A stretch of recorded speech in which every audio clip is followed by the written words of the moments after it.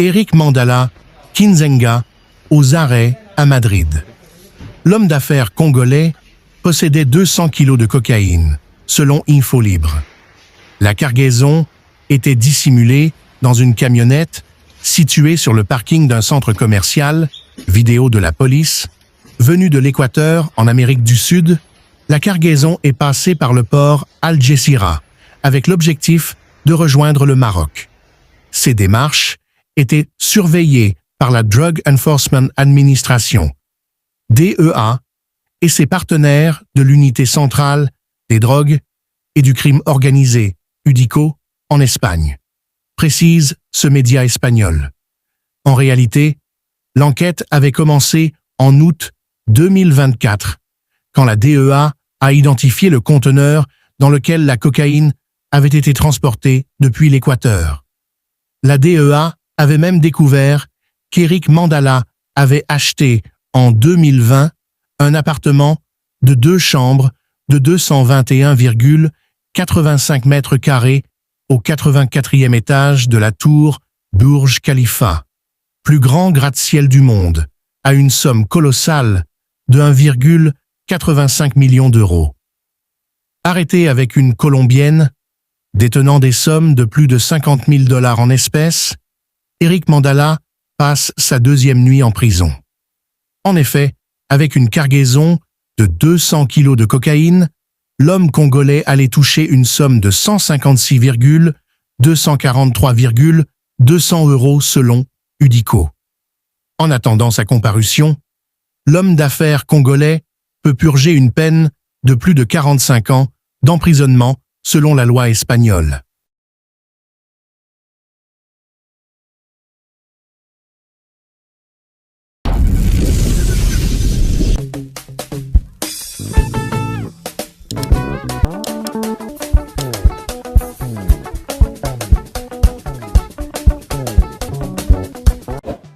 Nous avons remarqué que vous regardez nos vidéos, mais que vous ne laissez pas de like.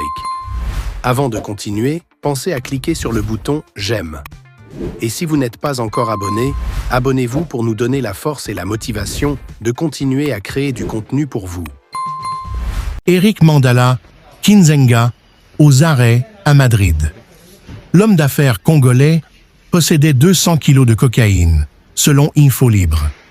La cargaison était dissimulée dans une camionnette située sur le parking d'un centre commercial, vidéo de la police.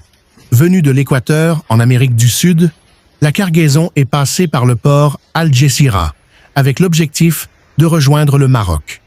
Ces démarches étaient surveillées par la Drug Enforcement Administration, DEA, et ses partenaires de l'unité centrale des drogues et du crime organisé, UDICO, en Espagne, précise ce média espagnol. En réalité, l'enquête avait commencé en août 2024, quand la DEA a identifié le conteneur dans lequel la cocaïne avait été transportée depuis l'Équateur. La DEA avait même découvert qu'Eric Mandala avait acheté en 2020 un appartement de 2 chambres de 221,85 mètres carrés au 84e étage de la tour Burj Khalifa, plus grand gratte-ciel du monde, à une somme colossale de 1,85 million d'euros.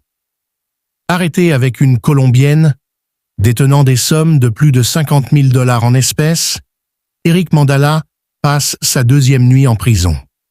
En effet, avec une cargaison de 200 kilos de cocaïne, l'homme congolais allait toucher une somme de 156,243,200 € selon UDICO.